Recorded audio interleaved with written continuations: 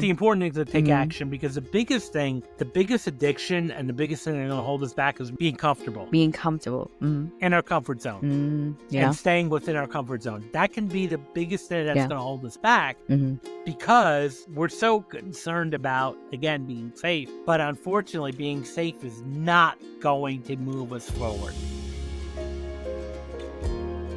Have you ever found yourself knowing exactly what you should do, but something inside just stops you? That invisible wall. Fear, self-doubt, overthinking. We've all hit it. So my guest today, Albert Bramante, has spent his career helping people like actors and professionals break through those walls. Albert is a talent agent, psychology professor, certified hypnotist, blending science and art to help people rise above the mental script that holds them back. Welcome to the show, Mind Blend. I'm your host, Karen Chong, and I'll be diving into the minds of incredible people, each an expert in their very own way. Together, we'll uncover insights and share ideas so you can be inspired and empowered to navigate your own unique journey in life. Ready to get curious and discover what's possible? Let's blend. Hi, Albert. Welcome to Mind Blend. Hi. Thank you so much, Karen, for having me on here. I have alluded to it in the intro. Tell us how your experience manifested and how it led you doing what you're doing today.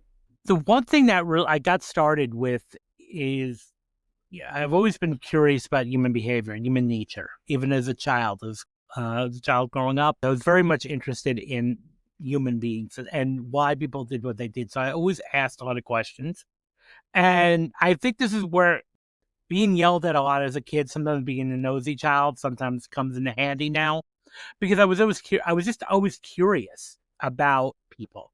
What made people do what they do? What makes people tick? And so that's where I kind of got started in just, studying people, looking at people. I'm glad getting yelled at a lot did not stop you from being curious. No, it did that. I was a stubborn type of person as a child. And I think now I look at that as a badge of honor. I'm definitely determined to sort of do what I do and stand up for what I believe in a sense. And when I put my mind to something, I'll do it. And as we will find out in this episode, the mind is powerful. So what do you do now? So what do I do now? Well, I'm a part-time college professor, and I work in the entertainment industry. So I represent actors and talent agent in New York. Mm-hmm. And so I really work with helping people reach their fullest potential. Mm-hmm. When you say actor, immediately I just think of auditions over audition, like what we have seen in the media, which is just rejection.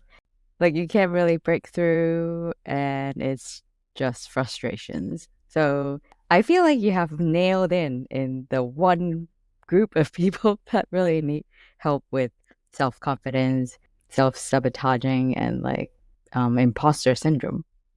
Of course. And that's a big belief in that too. So that's really where I work in those areas. How did you get started with helping actors? Well, I started off as an actor myself. So even when I was going to college, so I was in a drama club. Took some acting classes as electives. And so I was really just interested in general about people in a sense and telling stories. So that's sort of like where I really thrived in a sense. Like telling stories and teasing things out of people? Or but just telling stories and bringing things out of people, helping people tell their stories, or even just bringing out emotions out of people, because that's really what performances do.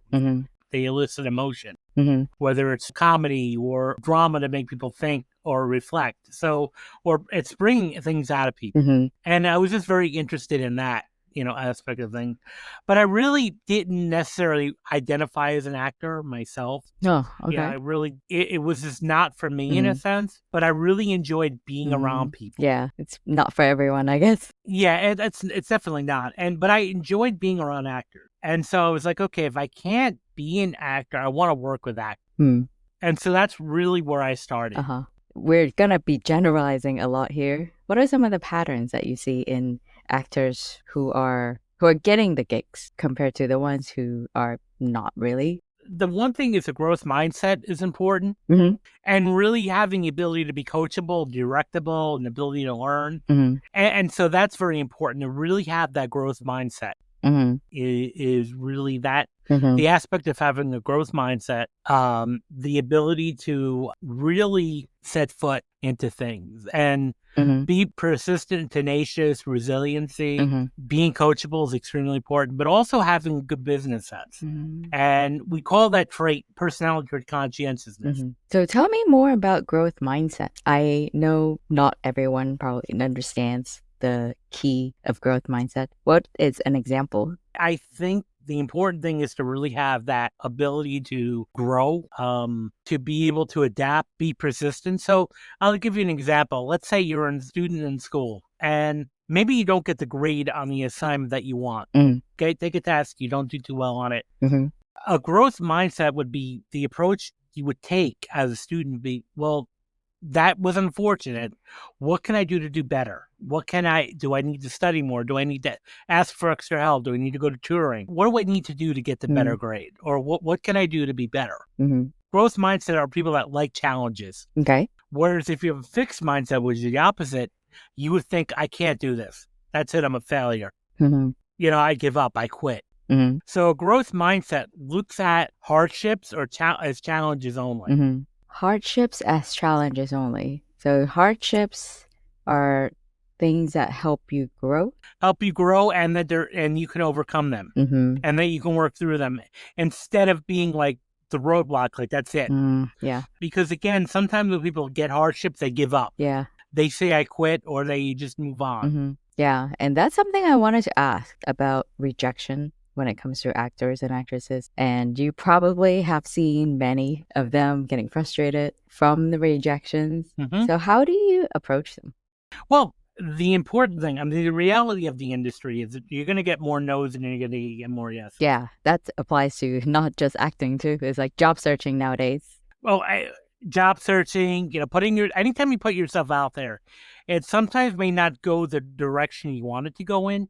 And so that's something that can come up over time, and that can sometimes affect the actor so much. So I think if you look at it and reframe it saying, okay, there's no such thing as rejection. It's just a simple reminder that your services are not needed today. Oh. Because it's such an overly saturated field with actors.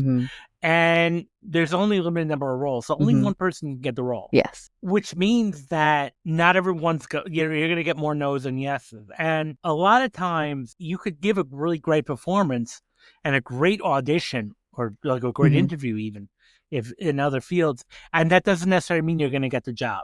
Yeah. Because there can be so many other factors there that are outside of your control. All you can do as a performer or a business owner or a young professional is give the best interview / audition that you possibly can do. Yeah. And then let it go. It's after that, it's outside your control.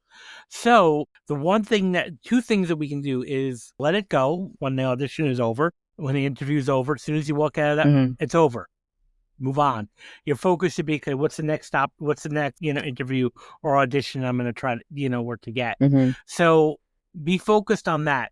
And then also, if you get that no, it's going to be reality most of the time. It's not personal. Yeah, that just rings so true to me. It's hard to not take it personal. It really is. Especially when, as an actor, like when actors audition, they're putting themselves out there. They're making themselves vulnerable. And that's what's really creating such a hard experience because you're putting yourself out there and there's not much to see from that. Really not much you can get out of that, but you're not getting the results that you want. Yeah. Especially for actors, because of the repeated no's, you can start to doubt yourself, and that's where self-doubt and imposter syndrome comes in. Yeah. It's chipping away at your self-confidence. Each no is chipping away at your self-confidence. I'm just thinking of like how many times have I like kept replaying the interview, like rethinking of what answer I could have given, and I'd like lose sleep on it. I really love the way you rephrase it. My services are not needed today. Yeah. Yeah, I love that quote. So you mentioned imposter syndrome. There's a whole lot of imposter syndrome when it comes to not just acting. What is some approach you would suggest people take to tackle imposter syndrome? The one thing that can really come in is to really take stock of what you've done Okay. in the past. Because a lot of people, undervalue or underestimate or kind of delete all of the good things that they've done. Mm-hmm. They downplay it or they don't really pay attention to that. So the first thing is to kind of like remember, okay, what have you accomplished? Mm-hmm.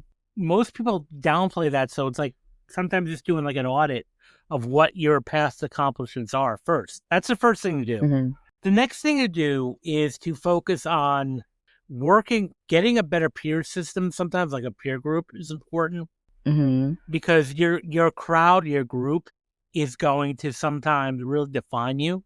Mm-hmm. Is it like friends and family? It could be, well, your friends and family. Yeah. Now, obviously, we're kind of stuck with the family where we have. Yeah. But they may not always be the most supportive or the best people to have around. Mm-hmm. Mm-hmm. Sometimes. And that can be tough. That can sometimes be a tough thing to face. So how do you build this group? Like, how would someone build this group then? How do you build this group? Yeah. Well, go to masterminds, communities that are in your interest. Go to meetup groups. Meetup.com is a great website. Look for meetups that are in your area. Okay. Go to networking events and just start building yourself up. That's the important thing, is to work on building yourself up. So surrounding yourself with people who will be sort of like sounding board and cheerleaders, would you say? Yeah, and accountability partners. That's the main thing too. That'll lift you up and elevate you. Because that's the second thing. The first thing, again, is to do the deep dive audit. The second thing is to your peer group, your associate group. And the third thing I would really recommend is taking small actions towards your goals. Yeah. Every day. Doing something that moves the needle a bit. And then step outside. Another thing would be step outside your comfort zone. So go give a presentation, at a organization. Go to a networking event and talk, put yourself out there. Go on live online if you have to, and just get out there and, do something that kind of, again, steps outside your comfort zone. Prior to COVID, I used to host just fun nights with my acting clients, karaoke nights. Yeah. In New York City. And karaoke is that's a very powerful way to step outside your comfort zone. Yeah. I actually was interesting because I actually had one time a coach was advising their because when you could do karaoke comfortably afterwards, speaking in front of a group is going to be easy. Yeah. Another one of my trainers that I used to train with used to do a 2 or 3 day public speaking group class seminar in New York City. Okay. And the first major exercise is to go out in public and make a complete fool out of yourself. Okay. It's unconventional, but his knowledge was if you can do that, getting in front of a group of people that are there to hear you speak is going to be a walk in the park. Yeah.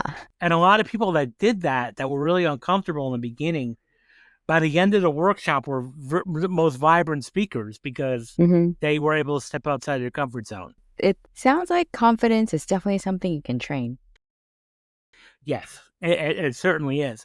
And it takes practice. It takes persistence. But it also sometimes is just about like really ripping off the Band-Aid and doing it. Yeah.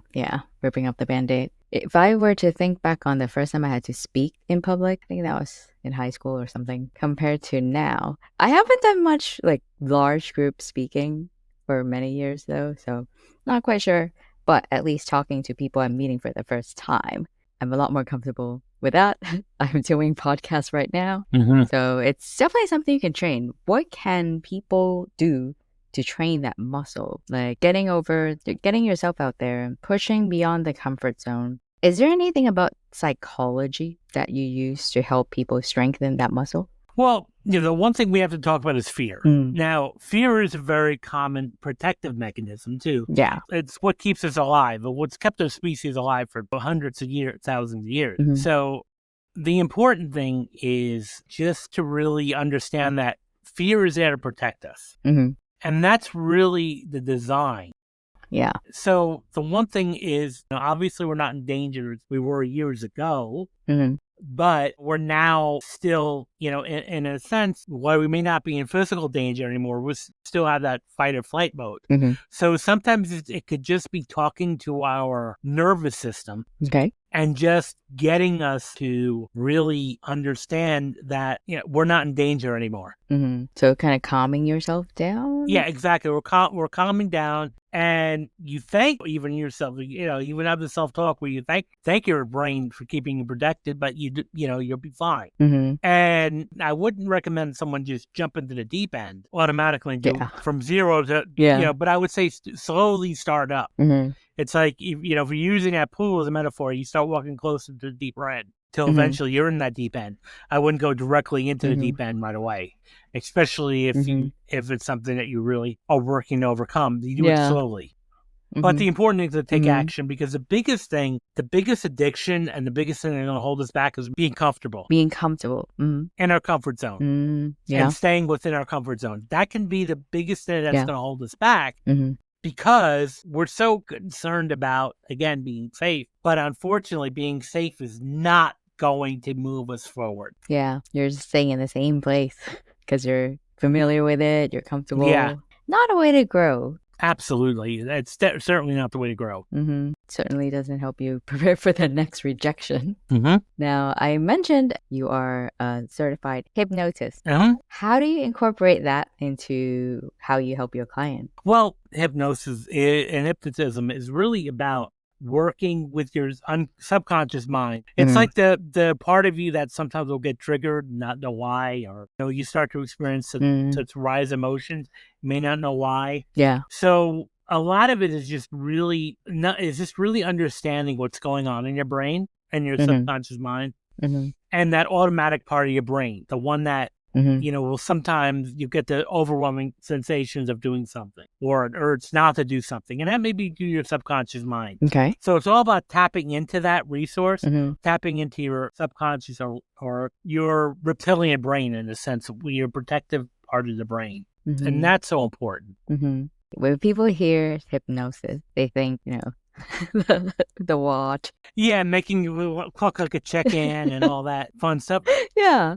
I'm sure that's what they think, but what is it? A lot of people think that it's mind control. And I can tell you one for certainty that hypnosis is not about mind control. It will not make you do anything that you're morally opposed to doing. And even when you are seeing these things happening on stage or in a comedy show or on TV, keep in mind it's meant to entertain you. And it's meant to be entertaining. Number one. Number two, these people are already volunteering to do this. Okay. To act in this funny way. So they're already consenting to it. They're in control. I cannot influence free will. So if you don't want to be hypnotized, if you're against something, no matter what happened, no matter how talented or what techniques are used, you'll never be hypnotized. You won't do it. You won't do it. If you're morally opposed to doing something. But if I can help you with getting over an addiction, getting over a fear, getting over a phobia, then that's great.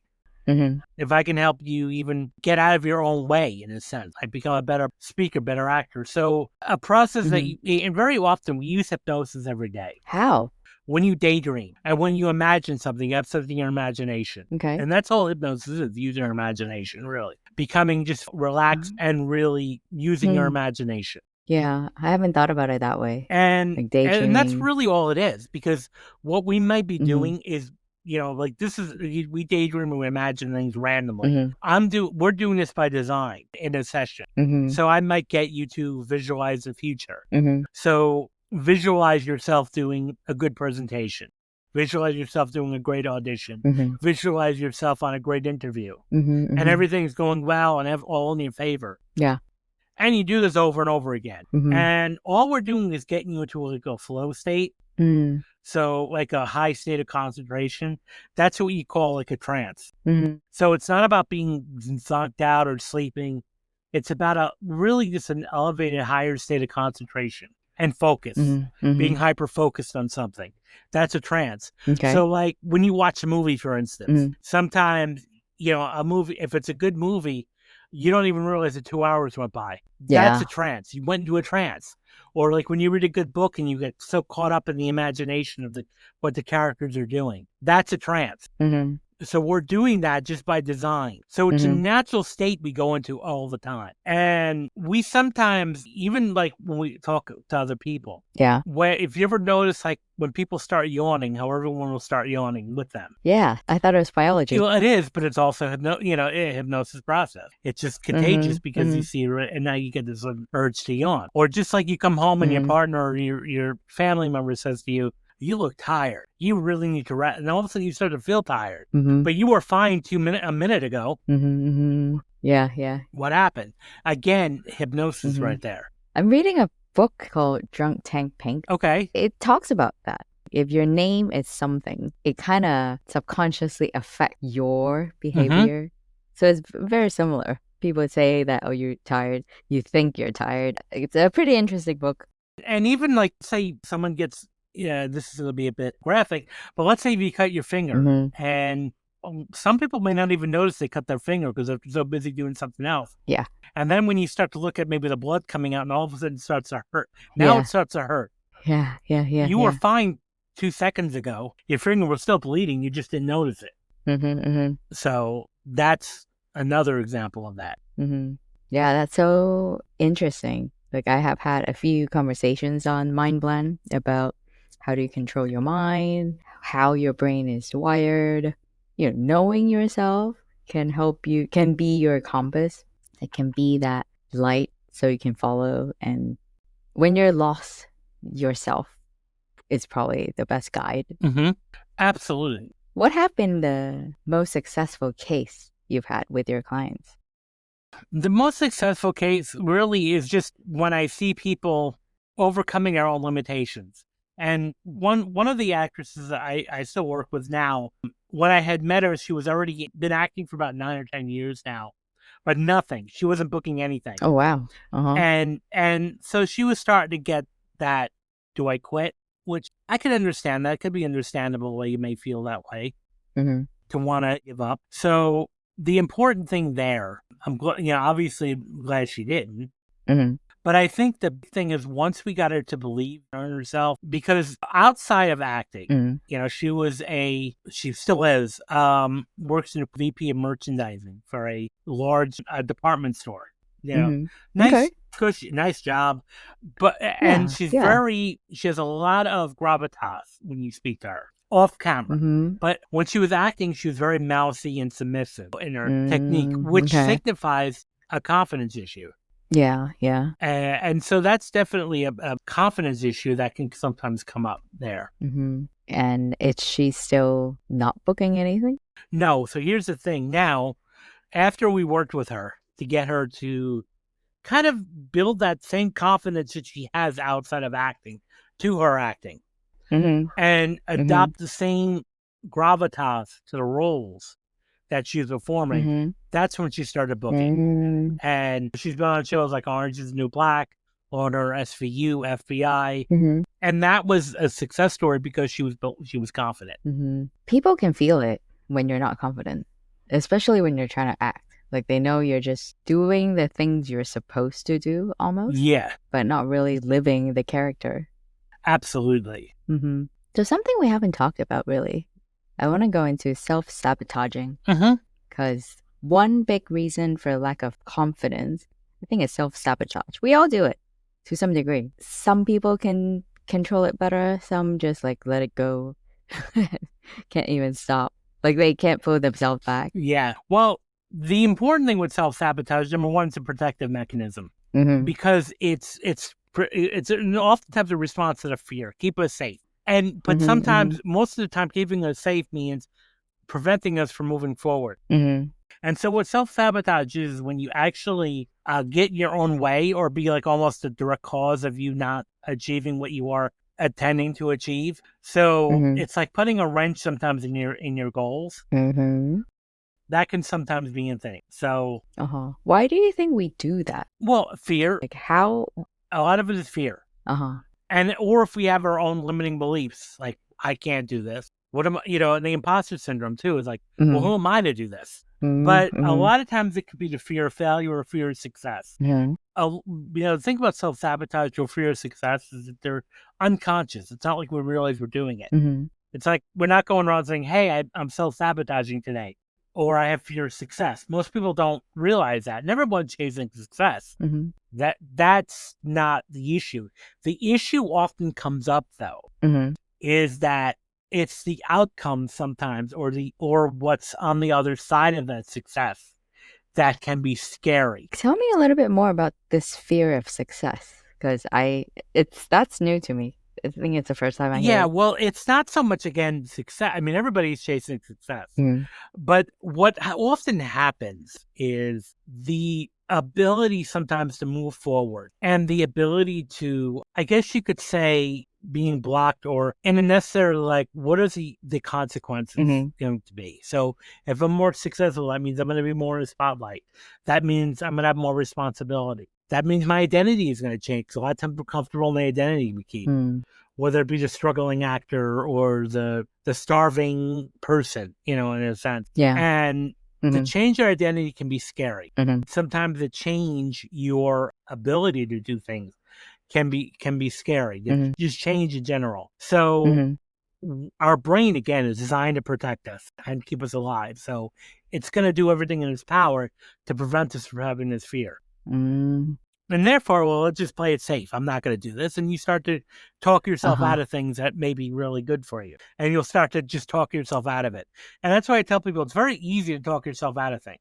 And it's funny that we do that by shooting ourselves, Absolutely. Like, you can talk yourself out of things, but a lot of the times we tell ourselves we are not cut out for that. We're not good enough. We're not experienced enough and things like that, just so we can stay in that comfort zone. Absolutely. I want to ask one question because we talked about success and there's like claim to fame type thing. But how do we do sustainable success? Like in creative field, burnout is very real. So yeah, the main thing is to have outside interests in addition to what you're doing. What do you mean by outside interests? So like hobbies, leisure, like doing something that's not just your career or your business all the time. So traveling, if that's a hobby of yours, reading, whatever it is that you find enjoyment, make sure to incorporate some of that each week so that you can take a break from doing what you're doing. Because a lot of times with burnout, sometimes we work too hard and then we don't see the results we need. So then we become disgruntled. And also, again, doing something different too will help. Because a lot of times doing the same routine over and over again can lead to burnout. Yeah. And I always say adopt the mindset of always learning. So even though I'll have a PhD, that's considered a terminal degree, but I'm still learning. I'm just beginning my learning journey, after the PhD. So reading, keeping yourself really ahead of the game. So that's what I would say. We'll always be evolving. Yeah, especially nowadays. Well, now with the internet, with the internet and AI, there's so many things at our fingertips. Yeah. And there's no need for us to not have that access.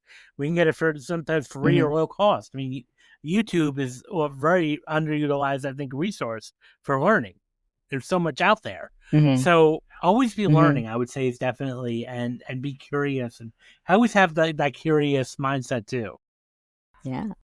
So now I'm curious. I'm curious about something about yourself. Sure. So let's play rapid fire question. Okay. So we can learn more about yourself. Okay. So number 1, what's one belief or mantra you repeat to yourself before a big challenge? I can do this. I got this. That's a good one. Okay. What's a rejection that turned out to be a blessing for you? The rejection turned out to be a blessing. Well, I wouldn't say it's a rejection, but it was when I was let go from my full-time teaching position back in 2012, 2013. And I was devastated at the time because I really was so determined to be a full-time tenure-track professor. I was let go, and it was hard. I went to a deep depression, kind of a dark place for a little while. And because I was just, was such a wound to me, but it turned out to be the best thing that could ever happen to me. In what way? Because now I can do this type of work. I wrote my book, finished my PhD, built my talent agency. I Mhm. didn't really have that when I was working full time because my life was devoted really to the full-time job. It's good for you. Next one. If self-doubt had a voice, what would you tell it right now? First of all, I would thank it for keeping me in check, Mm-hmm. for keeping you in check. You thank it for protecting you because that's, again, I always use a big thing, it's protection. But that you can do this and that you always will appreciate it looking out for you. Mm-hmm. But that you don't need that help anymore. Yeah. Thank you for looking out for me, but I'm good. Exactly. All right. Next one. You work with actors, performers every day. Mm-hmm. What's one lesson from acting that everyone could use in real life? I would say go back to the quote I said about, looking at rejection is not take it personally. Mm-hmm. Yeah. And that it's just that your services are not needed at the moment. And with a particular job, Mm-hmm. that particular project, you're just not needed. Mm-hmm. Great. Last one. What was a recent aha moment you've had about your own mindset? The most recent aha moment was, I guess you could say, is how persistence and tenacity can really help move the needle. Like, because when I wrote my book, it took me many years and I didn't think I could do it. It wasn't until I really worked harder that I really believed that, hey, I can do this. Mm-hmm. And so I think just really working so hard on things is so important. Mm-hmm. And your book is called Rise Above the Scripts, right? Yeah, Confronting Self-Doubt and Mastering Self-Sabotage for Performing Artists. So I'm definitely going to leave a link in the show notes. Great. Thank you. All right. Thank you, Dr. Albert. Thank you, Karen, for having me on here. Thank you very much.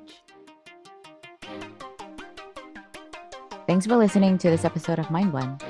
If you enjoyed the conversation, don't forget to follow and share it with anyone who needs to hear it.